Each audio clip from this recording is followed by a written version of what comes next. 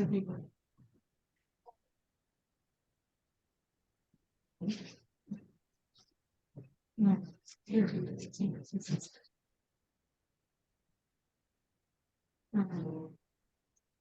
everyone who's joined, just hang in there. We'll give it 5 minutes for the rest of the folks to join, and then we'll kick it off.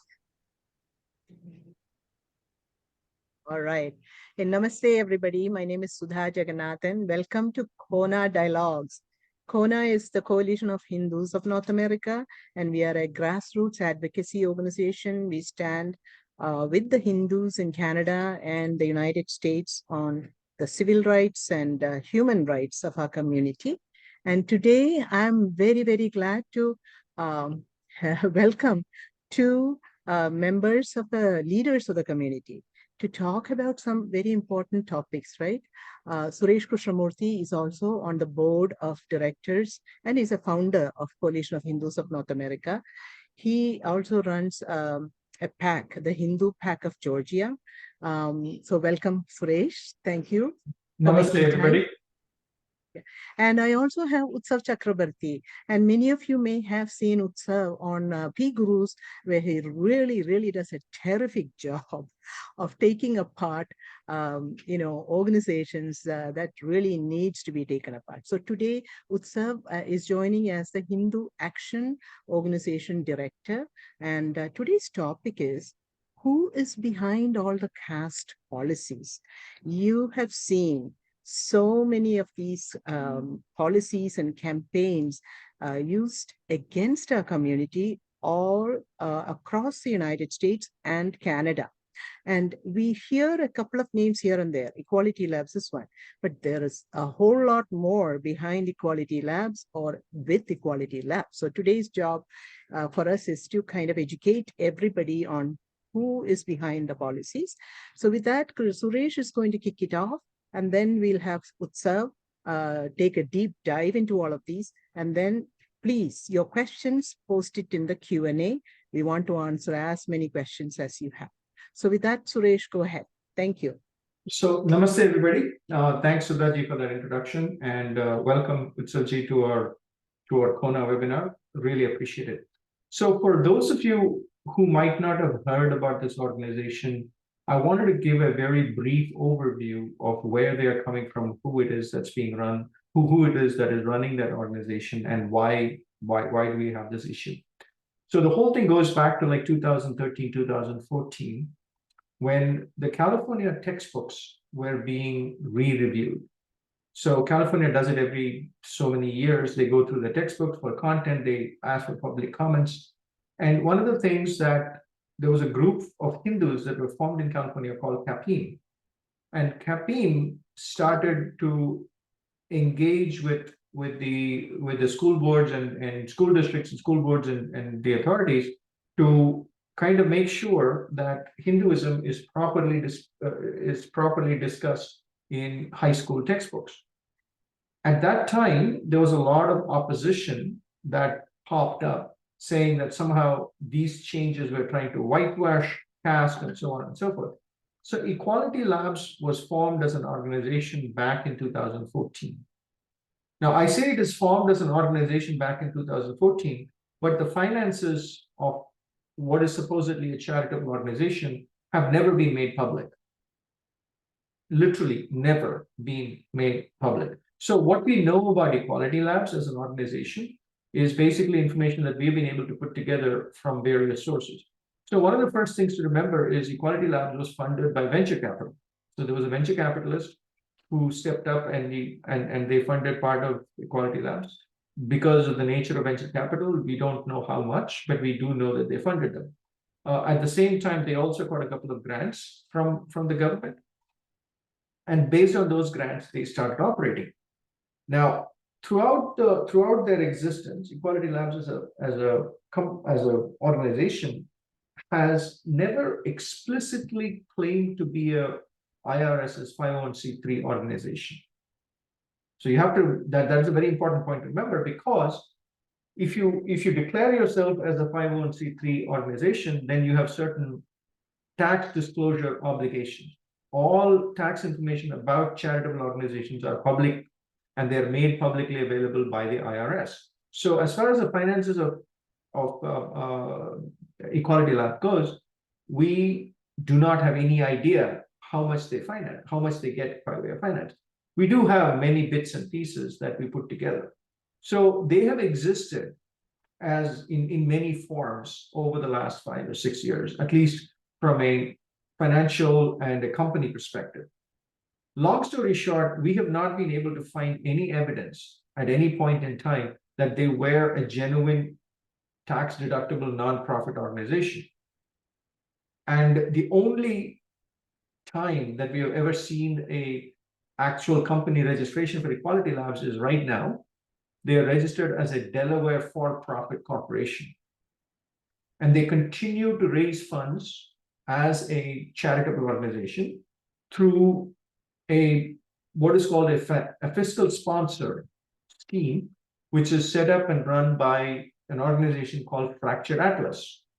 Now it gets a little tricky, and I don't want to make this about financial shenanigans. And financial shenanigans, by the way, is my kind of stock and trade. I work on Wall Street, so I kind of understand this.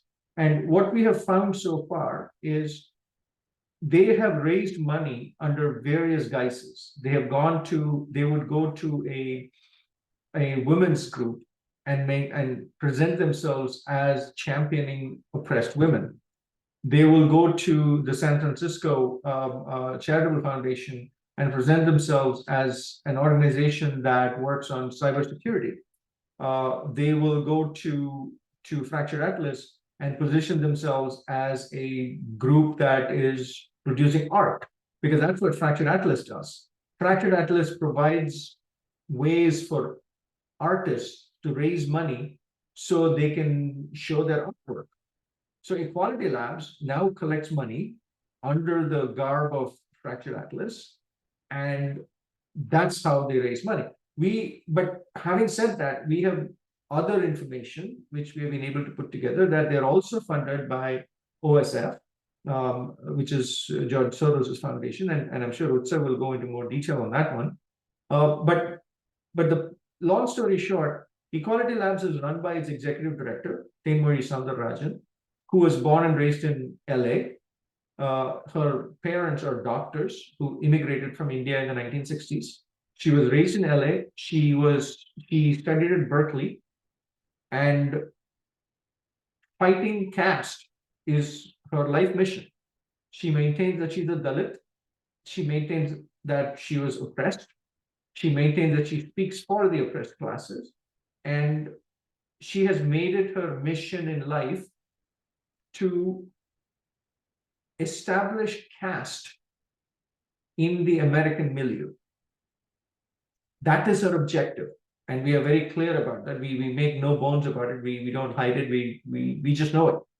Right? Her entire goal is to position caste as an entity and as a common term in the American framework. Now, in that, she has been significantly aided by the unfortunate appearance of Isabel Wilkerson's book, where Isabel Wilkerson equates caste to racism. So there's this whole intersectionality thing going on, where critical race theory is now become critical caste theory. And there's a lot of effort that are underway to make sure that caste enters the American lexicon and it stays there. Now, for most of us who have immigrated to the United States, I came here like in the early to late 80s. I've been here for almost 35 to 40 years. Sudaji has been here for a while. Utsavji has been here for a while. Our personal lived experience is very simple. Never, ever have I ever heard me challenged on what my caste was, nor have I ever tried to find out what the caste of another person is. It just really doesn't matter. I'm not saying caste doesn't exist. People should have a right to identify with whatever group or caste that they want. But what I am saying is we are not using that as a marker for anything at all.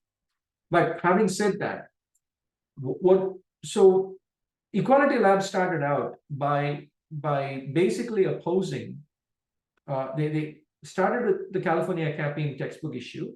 Then they migrated to Rajiv Malhotraji's various books in book presentation. So Tenwari Soundararajan is one of the more vocal shouters, if you will, at one of Rajivji's presentation.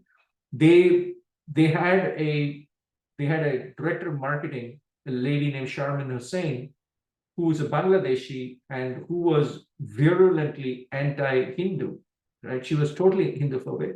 And under the banner of Equality Labs, there are many, many, many tweets that are outright, they're outright, what should I say, virulently anti-Hindu and virulently Hinduphobic. But over the last 3-4 years, 2 years really, post-COVID, Equality Labs has cleaned up its act. They have become more legit. They now have a Delaware corporation. They have, Sharmin Hussain is no longer associated with the Equality Labs, at least publicly. Their tweets have gone mainstream.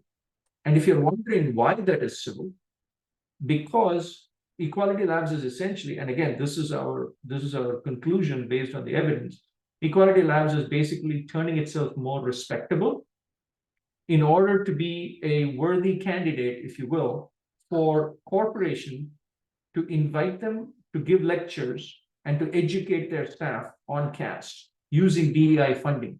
That's the end game. Equality Labs wants to be positioning itself as the provider of training and education on caste for all of America. And because of DEI budgets, it is a realistic goal. Okay? So we're fully aware of what their financial motivations are. So then the next question, the next logical question, and here is where I'm going to turn it over to Utsavji, is, okay, who are the backers? Who are the financial backers and what are their associations? What is the ecosystem that supports an organization like Equality Labs to come in with literally, I mean, their survey, their claim to fame is a survey that they conducted in 2018, which is called Caste in the United States. It has become some kind of a de facto standard for caste information in the United States. But the survey is just simply wrong. I mean, I teach risk management at Mercer University, and statistics are my lifeblood. And I can tell you for a fact that most of the information in that report would not pass muster at a basic statistics 101 class. They really wouldn't. And to their credit, they acknowledge it in their own report. On page 39, they say that our observations have not been validated or tested for statistical significance. They're very clear about that. They're not hiding anything, right? But somehow that report has become a standard. And we have lots of complaints and lots of problems with that report. But that is now the standard by which people make judgments about whether or not there is caste-based discrimination in the United States. So it is very important for us to make sure that we understand what this organization is, who's behind it, why are they doing this, and what is it that we can expect going forward, and at some level, what is it that we can and should do. Okay.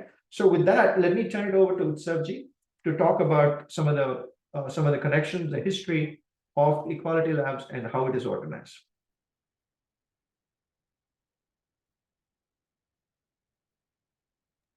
Thank you so much, Sureshji. Can you hear me clearly? Yeah, we can hear you. Wonderful. So I'm just going to share my screen here because there's a lot of information to parse. And I really love the introduction you gave because it boils down some of the very important information that needs to be discussed into a shorter, narrower channel of discussion point. So I love the point where you made. How did Equality Labs start and how they started getting their funding and how they expressed themselves as a diverse set of agenda drivers, depending on where the money was coming from. And that reminds me of the time when Tenmori used to be a very, in the initial phases of Equality Labs, they used to present themselves as a trans media activist. And the description that they gave, trans media, essentially described them how they collected the money. Because in some place they would be internet, protection group. In some place there will be a bunch of artists. In some place there will be women's group. In some place there will be a social crusader. And that was really intentionally done to maximize the input of the money that was being coming to them. Now let us discuss who are the key players involved. In this particular case, we are discussing the California caste case because that's the news of the hour. But in general, this applies to the overall caste narrative building that is being done in the United States. What we found out is that the elements that are involved or have sympathy for known terrorist movements across America and in the world are also those elements that are supporting equality labs at different levels. And these terrorist movements primarily focus on in the Indian subcontinent, primarily targeting India and Hindus. And I will go into the discussion on that later. We also found out that the ideological narrative that is being presented in many of these caste discussion points are originating in places that are outside the United States, primarily from Islamabad, and have a long history of impetus from those places. And they are also being promoted by elements in America by those groups who have a long-standing history of connection with the Pakistani intelligence or the Pakistani military state. And therefore, one of the points that I make, and I've been continuing to make that in front of most lawmakers, even though it sounds very sinister and many of them are very hesitant to listen to it, is the fact that this has all the hallmarks of foreign influence operation. And when I say foreign influence operation, it has been very well known in America how the Chinese try to influence, how the Turkish government has tried to influence. Similarly, the Pakistani government has operated at that level. So the point that we try to make each time when we talk about this is that look at it in all its perspective and then decide whether this is relevant to the caste issue or whether this is part of a larger foreign influence operation. So now let's look at what Equality Labs caste survey that Sureshji very well talked about. And they say that they themselves admit it's not a very scientific survey. If you look at on the left side, you see the acknowledgement page. And in that, you find the names of organizations like Indian American Muslim Council, Organizations for the Minorities of India, or OFMI. The name Bhajan Singh Bhinder shows up very clearly. And the name Kashif ul Huda shows up very clearly in the acknowledgement list. After there was an expose on Equality Labs in 2019 by an organization called Disinfo Labs, where they showed all the connections of these individuals to the elements that are located in Pakistan. They reissued the report, and in the new acknowledgement page, they removed the names of Indian American Muslim Council, of OFMI, of Bhajan Singh Bhinder, and Kashiful Huda. So now let's look at why they removed these names and who these people are. So you will see that Equality Labs, if you look at the map, is on the left side. And one of its contributors in the initial phases, before even Equality Labs was created, was a person named Bhajan Singh Bhinder, who used to run this organization called OFMI, Organization for the Minorities of India. This organization worked closely with Equality Labs and Tenmori Soundarajan, and it presented itself as a group which represented the quote-unquote the minorities of India. This was between 2007 and 2013. This was also the time when Peter Frederick was the spokesperson of OFMI. And Peter Frederick, as you all know, is a very notorious individual who goes around targeting Hindu Americans who are fighting elections, irrespective of which party they fight for. It goes around targeting Gandhi statues and targeting Gandhi as a personality all over the country. So Bhajan Singh Bhinder also is very interesting because he has been designated as a terrorist by India for trying to purchase surface-to-air missiles, Stinger missiles, shoulder-fired surface-to-air missiles from a third party in America back in the 1990s. The only reason he didn't go to jail was because he didn't go through with the purchase. And so he was not caught red-handed doing it.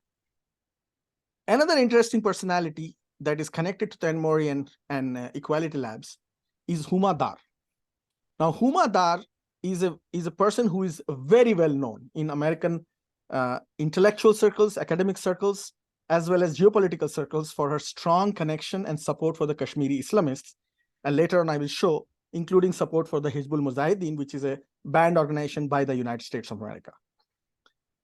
The other claim to fame of Huma Dar is that she is the daughter of a Pakistani brigadier who was directly involved in the genocide of 1971 in Bangladesh. And interestingly, Huma Dar's daughter was also one of those who was involved if you go down here, Natasha Dar, who was involved as one of the authors of the Equality Labs survey that was primarily used for all these caste resolutions that are happening right now. So it is literally not a coincidence that within one family in 3 generations, you have a father who was directly involved in the 1971 genocide as a brigadier in the Pakistani army, a daughter who is a direct supporter of Hizbul Mujahideen as a vocal supporter of the Kashmiri separatist movement in the academia in US until 2021, whose daughter is also the author of the caste survey that targets Indian American and Hindu Americans across the country in the United States.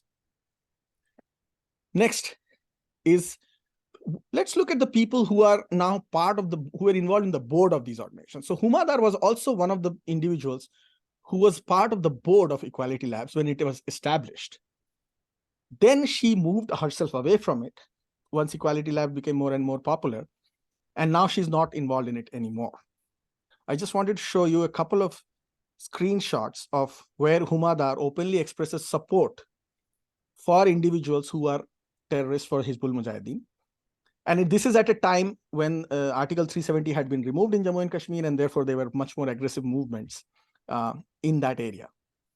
You can also see on the right side of the screen a screenshot of Huma Dar's direct Hindu-phobic and anti-India narrative building, where she calls Kashmir a Brahminical occupation by India. And now let's look at the third aspect, which is the Kashif ul Huda connection of Equality Labs. So if you look at the overall screen here, the left side we have already discussed, which is the ISI and the Khalistani connection. On the right side, one of the authors of the caste survey, Valli Karunakaran, who also goes by the name Mari Zwick, whose name was also removed in the original acknowledgement versus the future acknowledgement that we saw in the caste report that Equality Labs made, is also the director of an Islamist news media called Two Circles, which is founded by a person named Kashiful Uhuda, who is also, his wife, and he himself, actually here it shows as his wife, is a member of Indian American Muslim Council, which is a very strongly anti-India, virulently anti-Hindu group that operates across the country. Now, interestingly, Kashiful Huda is also a supporter of an Islamist preacher named Zakir Naik. Now, the connection with Zakir Naik is important here because an individual like Zakir Naik is known in the United States as the person who has been the highest recruiter of ISIS between 2014 and 2019. So his TV channels are banned in the US, and he's banned from entering the UK and the US because he's known to be the highest recruiter for ISIS. So that now you can see that what you perceive to be Equality Labs is actually an intersectional organization that dips into every possible pie it can dip into to raise resources, but follows an ideological path that has only one single-minded agenda, which is the defamation and the destruction of Hindu Americans and the defamation of destruction of India as a nation state. And in both of these, they are getting support from a multitude of different organizations, which have only one thing in common. Ideologically, they are very different, but they have one thing in common, that is a distaste and dislike for India and Hindus.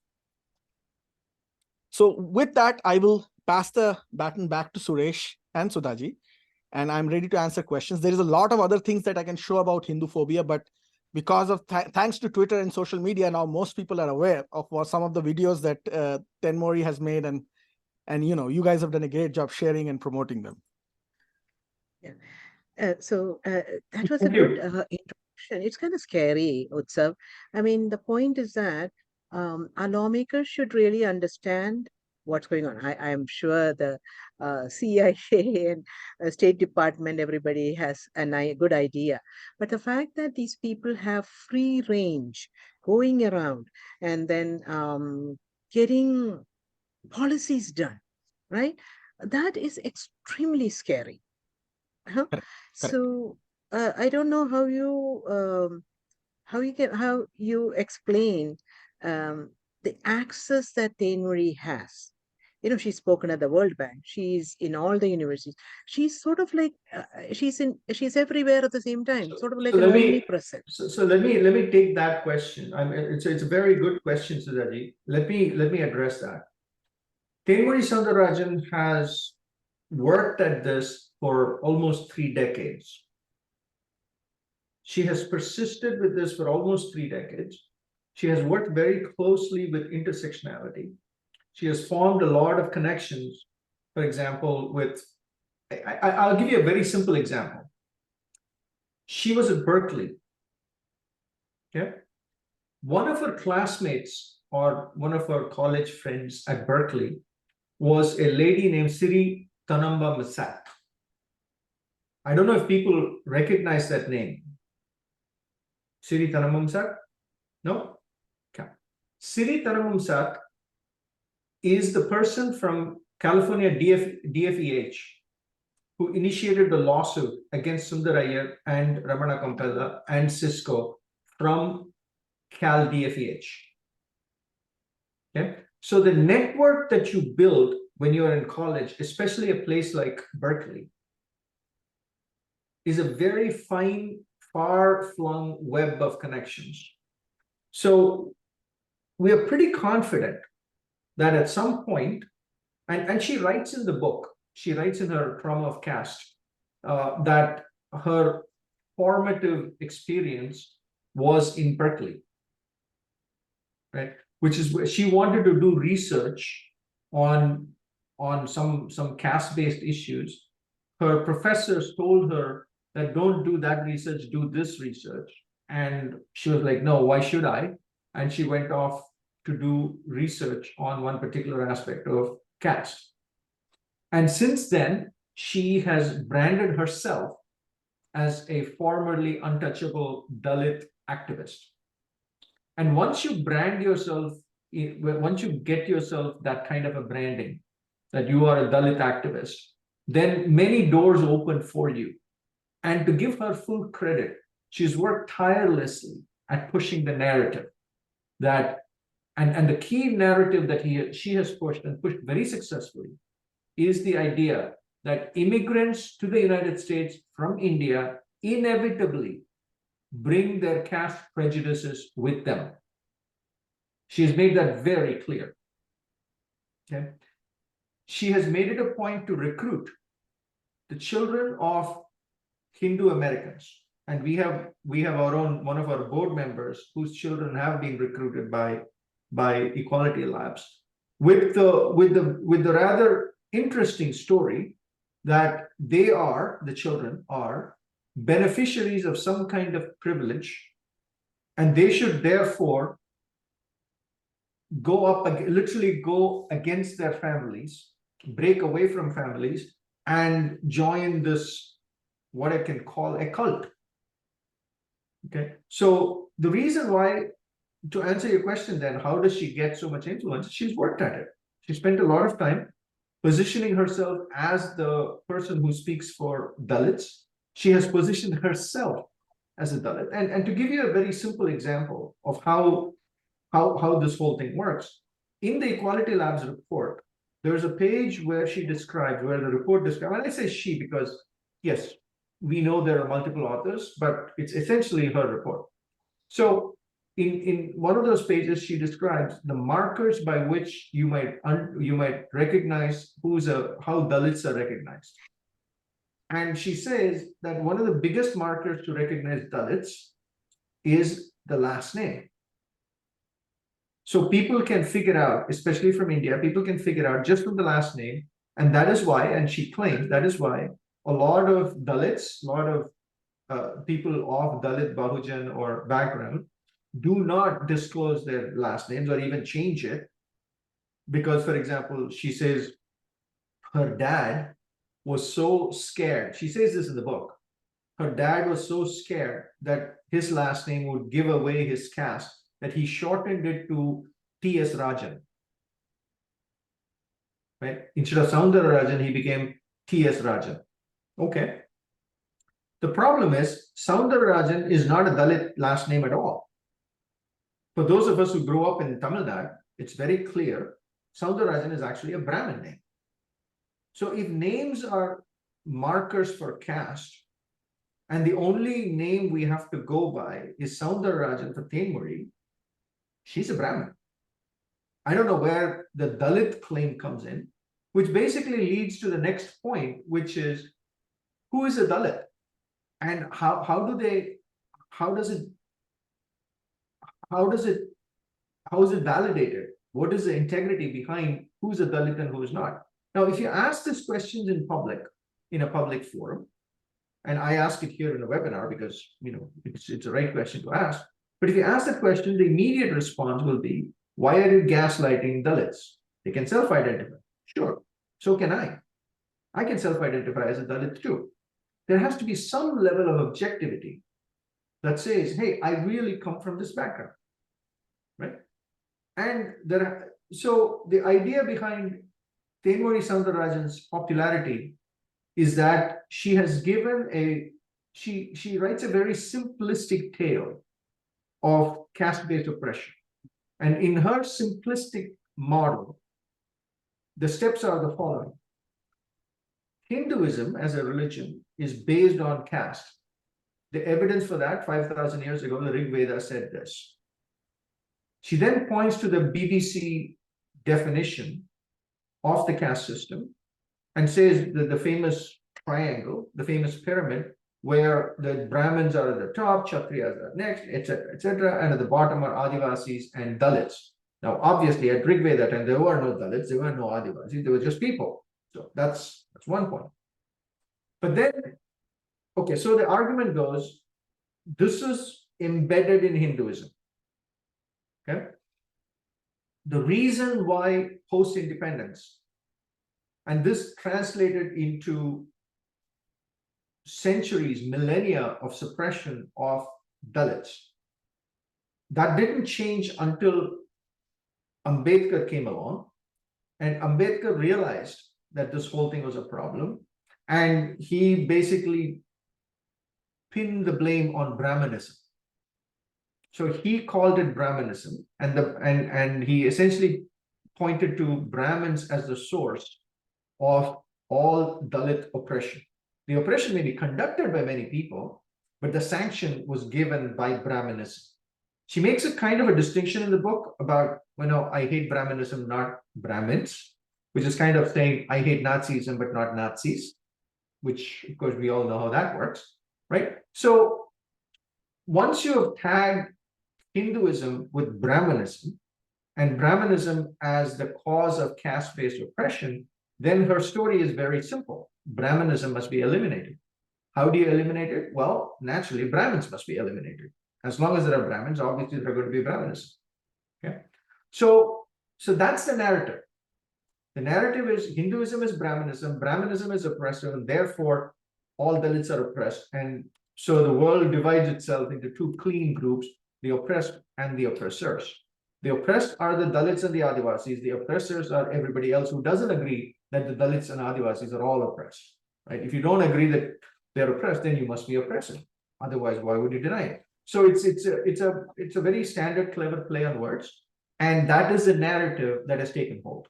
And that's why she has so much of an audience, because she makes it simple. She completely takes the complexities out of it and reduces to a very simple equation. Indians, South Indians, South Asians, Indians, Hindu Indians, when they come to America, they bring their caste prejudice with them. They bring their privilege with them. And the success of the community here in the United States can be directly ascribed to the privilege that they gain by oppressing Dalits. That's the narrative. I just wanted to add something here, Sureshji, and in my opinion, to answer the question that Sudhaji pointed out, why is Equality Labs, despite being so openly anti-Hindu, so hateful, and despite having such a poor record of objectivity in their content for so many years, has been so embraced?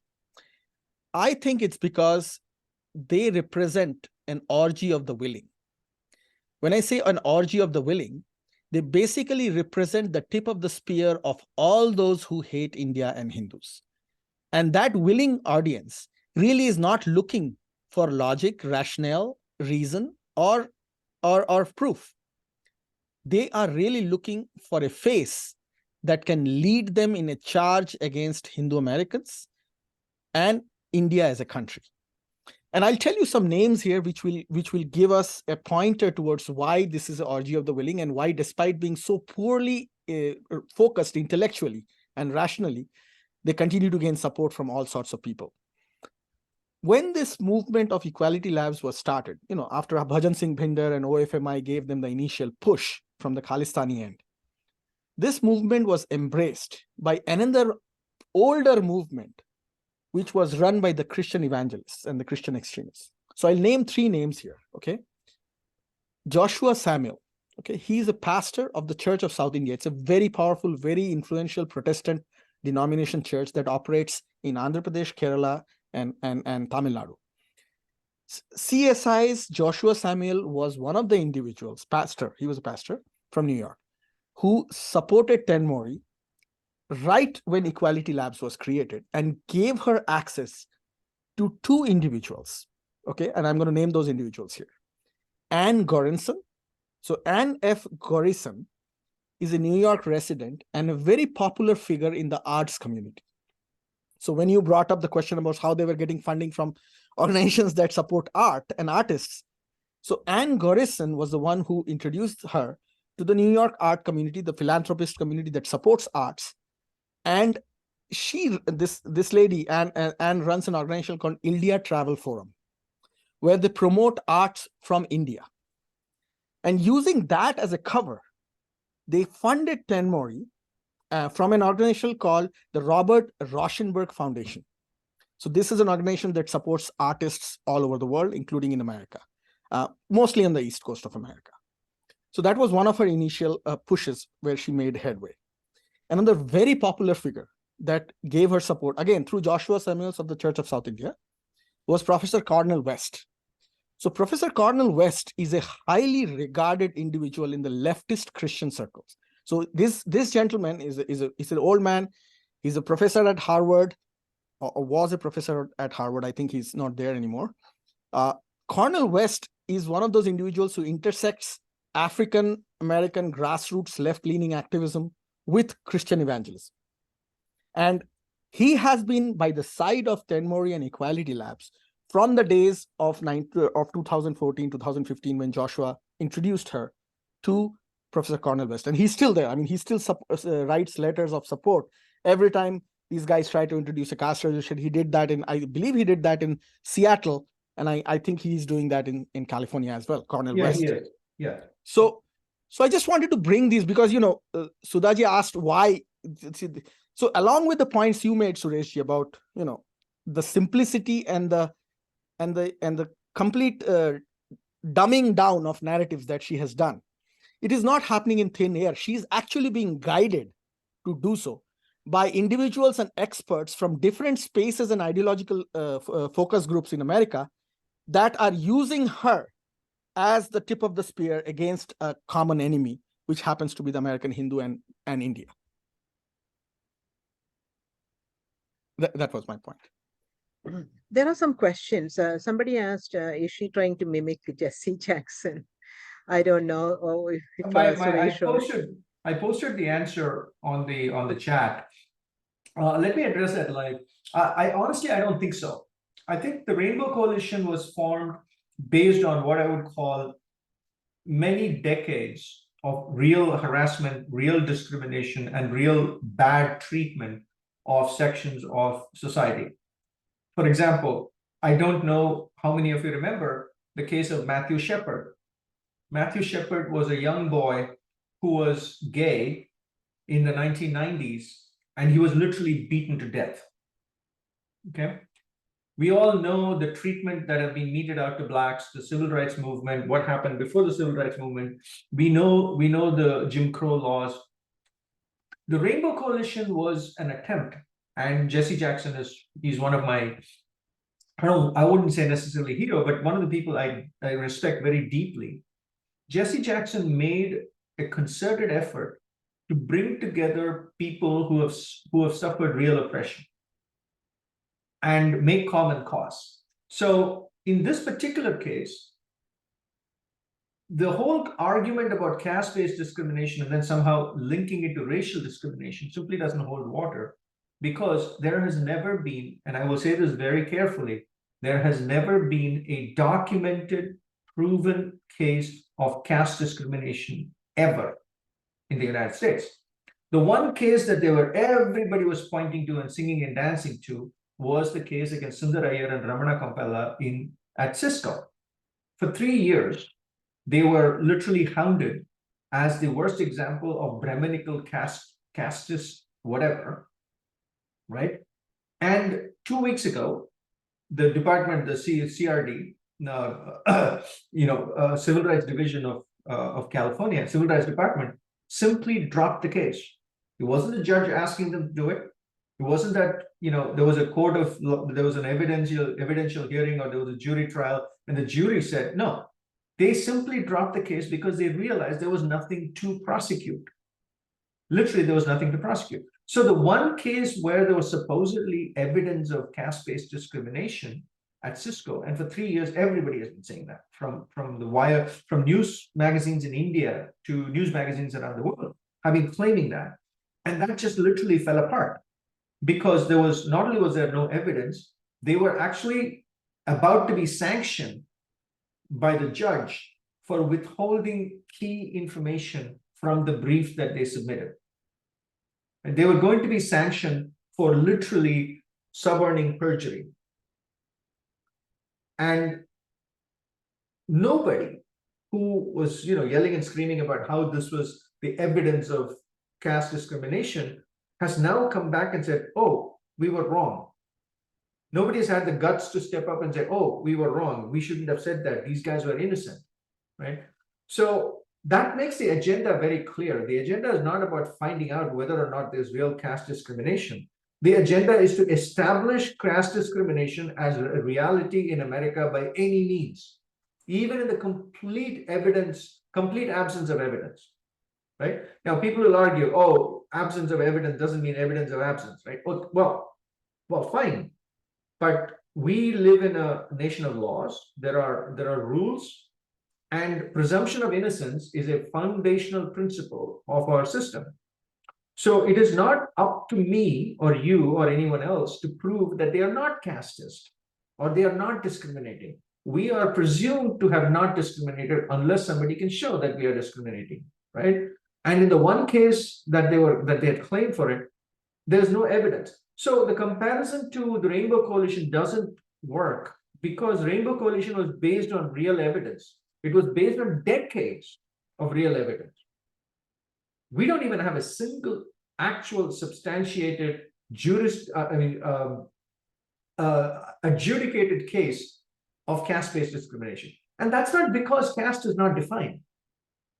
I mean, despite what people might tell you, that's not because caste is not defined.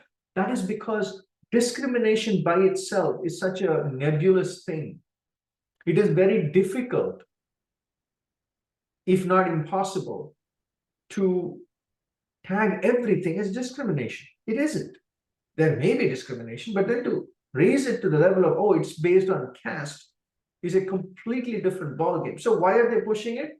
Well, because they have a vested interest in establishing that term in the American psyche. So they can be the ones to provide the training. They can be the ones to get paid a lot of money to do this. It's about money and maligning a community and a country that is rising and is a force to be reckoned with. There's a question about the SP 403, and I'm going to bring up one slide. It helps. So the SP 403 that was amended, I hope you people can see this one. So on Monday, the 17th, the Senator Wahab did, publish the amended version. Actually, I have to say this is more gyrations in words, right? It's all mumbo jumbo. So before it said caste is a system of, birth-related and endogamy and bunch of stuff. And the pushback from the community was so heavy And then there were Kona leaders, Bahujan Dalit and students who met with her, and we challenged it. And now look at the description issue. System of social stratification where each position is characterized by hereditary status, etc. And is changed into system of social stratification on the basis of inherited status. So it still has to do with inherited status, which is covered in today's law of ancestry and national origin. No. Hold on, The hold on. law enforcement people we have talked to have said they don't need this law to prosecute any cases. Yes. Sudhaji, let me sorry to interrupt you on this one. When you read word, sorry, go ahead. Finish your thought, because Yeah, no, and then of course she removed a lot of other things like caste oppressed. So it's a question. So here's bottom line. They want to bring caste into the United States. Caste as what existed or they say exist in the Hindu society. They want to build new caste categories. New caste categories are like oppressed, oppressor, abused, abuser. Who defines these things? They do. They will also define it for the Civil Rights Department in California. So they are the permanent consultants to the Civil Rights Department. Essentially, they're setting themselves as a caste czar. Who gets to define who is who? Only for the Hindu community. So we have to be very, very careful. This is not just about a caste from the traditional understanding. It is also building new narratives of caste. So they did make a few changes. Somebody asked a question about G. So it says a declarative of and clarifying existing law. Existing law says, there are all these categories that you can raise and ancestry and national origin that can address this particular problem. And she says, Senator Wahab says, you have to clarify it more. In my view, I don't know how this mumbo jumbo of words is clarifying anything, because look at them at item 8. Caste means an individual's perceived position in system of social stratification on the basis of inherited status. What the heck does that mean? What is my perceived position? How is somebody to know any of the stuff? So anyway, Suresh, if you want to take it. Okay, so there are a couple of things I wanted to add. I mean, this whole inherited status, I mean, we are talking legal here, right? So legally, if it says a system of social stratification on the basis of inherited status, okay, is Chelsea Clinton a casteist? She inherits a very different status from her father, who's a president, and her mother, who's a senator. Are we in the same plane as Chelsea Clinton? We're not. Clearly, we're not, right? We don't get treated the same way. We don't get treated the same way as, I don't know, the sons and daughters of movie stars, right? The inherited status of the various children of movie stars is completely different. So if today, if the definition is caste means an individual's perceived position and system of social stratification on the basis of inherited status, well, I would argue that, some of the Hollywood actresses and actors are caste. They belong to a different caste because they've inherited a different status. The other thing is, if you look at section G, the issue is the following. The second sentence is pretty comical. It says, this act shall not be construed to mean that caste discrimination is not already prohibited. The double negative, right? What does that mean? That means this act admits that caste discrimination is already protected under existing law. The double negative immediately tells you that caste discrimination is protected under existing law. So why do we need this law? Because we want to clarify. Clarify what exactly? Clarifying a bunch of statements without any evidence whatsoever. So it says, section D, it says, discrimination is present across South Asia and the South Asian diaspora. While caste is strongly associated with South Asia, similar systems exist in South America, Japan, parts of Africa, and elsewhere. Well, where is the evidence? No, I think they just offered for anything. They just left out Antarctica pretty much eventually. No. Curiously, notice what they have really left out. I don't know if people paid attention to that one, because they have very carefully left out Europeans. Yes. White Americans cannot be castes under this rule, under this definition. Why? Because they would come under elsewhere. Well, elsewhere can be, the rest of the world, right? But they specifically name South America, Japan, parts of Africa, right? Along with South Asia. So, I mean, the language is a mess. It's very clear, especially section G, where they have this double negative that says this should not be understood to mean that caste is not already protected. Oh, so, okay, this should be understood to mean that caste is already protected. That's exactly how a double negative works.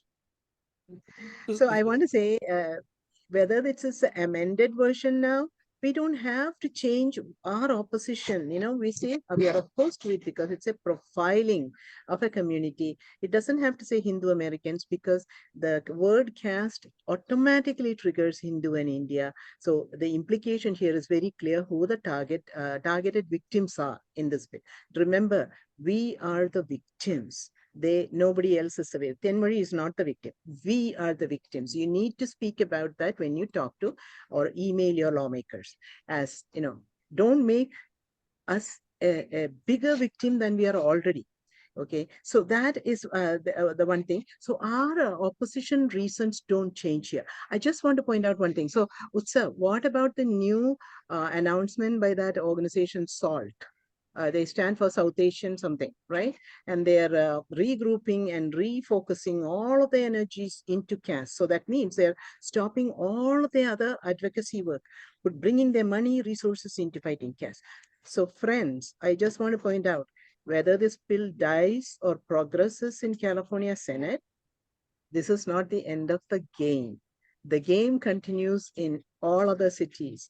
And all other cities that passed anti-CAA expect this to follow. Yes. All the states of the country, blue mostly, expect this to come there.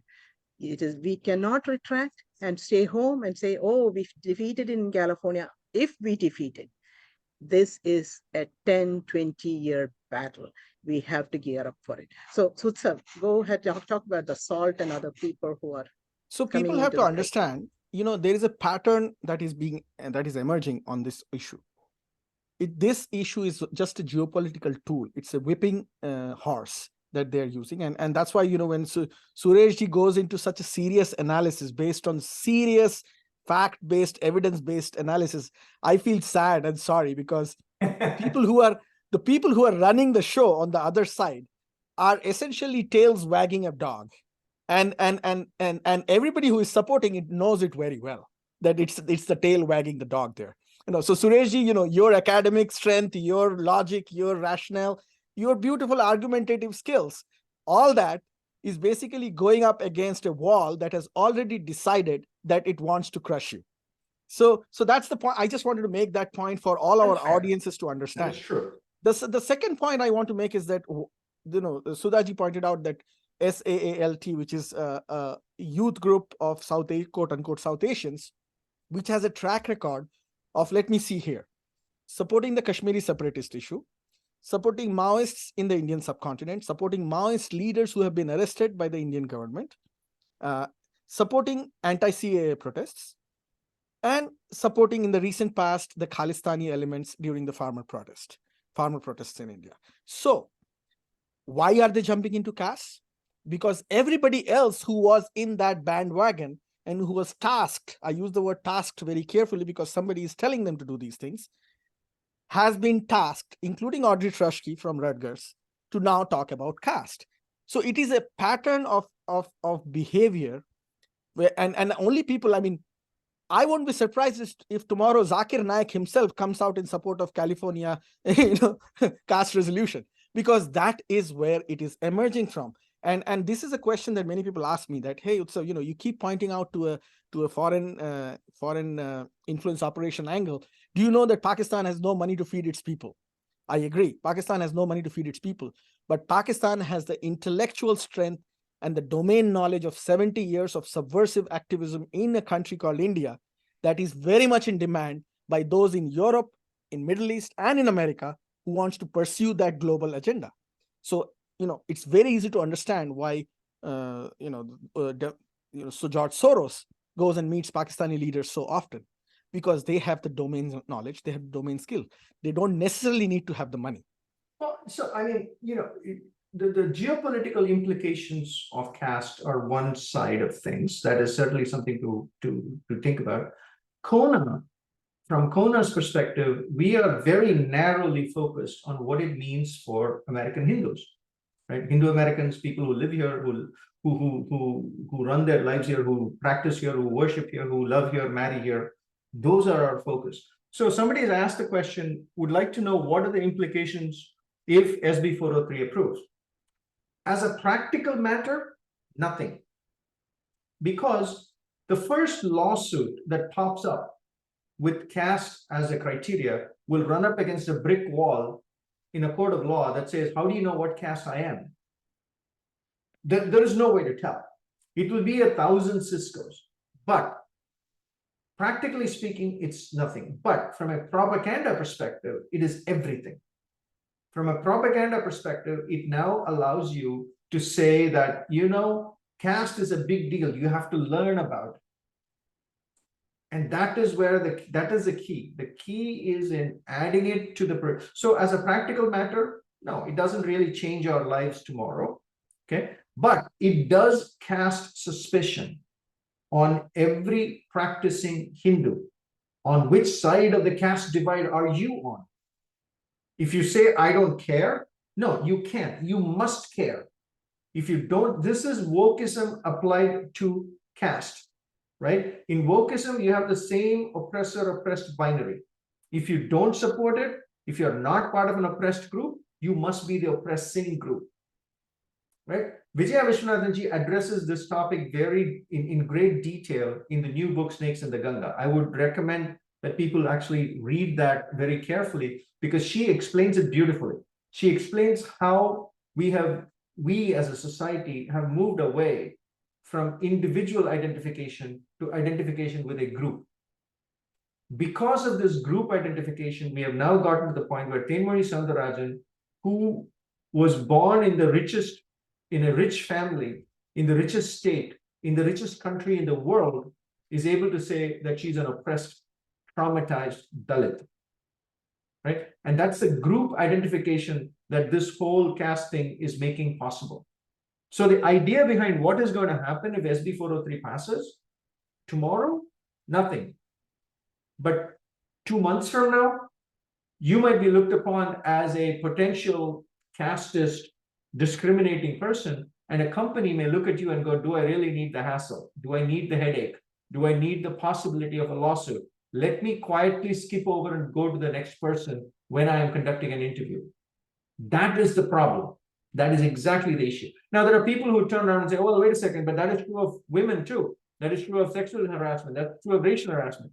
Yes, but when it comes to those cases, we know who's black and who's white.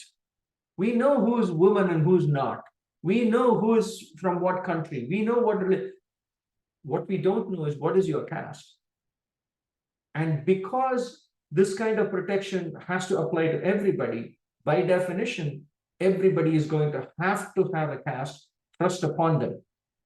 And the biggest evidence for that is in the Cisco case, where Sundar Iyer and Ramana Kampella in the complaint were described as, upon information and belief, Sundar Iyer and Ramana Kampella are Brahmins, upper caste. What we didn't hear was whose information and whose belief. Are you now allowed to make a statement about me based on my last name, that upon information and your belief that I am a upper caste, I'm an upper whatever? And therein lies the problem. You can't turn around and say, upon information and belief, Suresh Krishnamurthy is a black American. No, you just can't substantiate that. But you can make the claim that I am upper caste and now I have to defend it. I could look at Sudhaji and say, you're upper caste. And she has to say, no, I'm Bahujan. Well, prove it. You're part of Kona. Therefore, you must be upper caste. You must be this. You must be an oppressor, right? And that is the danger of this McCarthyist profiling, where you take a criteria and then just force apply it to populations where it simply doesn't apply. And so I would urge people to think that through before they decide that this doesn't affect them, because it does and it will.